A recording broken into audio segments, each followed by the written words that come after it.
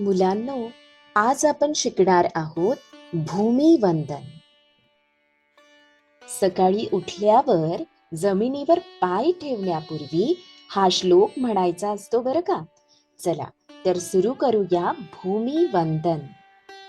समुद्रवसने देवी पर्वतस्तनमण्डले विष्णुपत्नी नमस्तुभ्यं पादस्पर्शं क्षमस्व मे.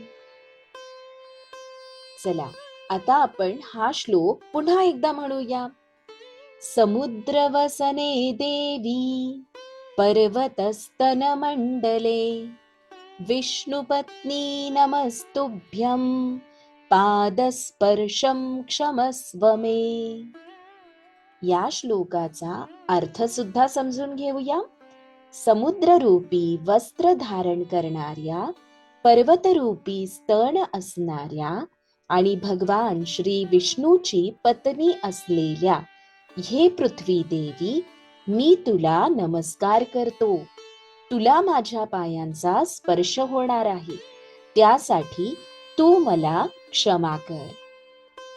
तर मग मुलांनो, उद्यापासून उठल्यावर हा श्लोक म्हणणार ना.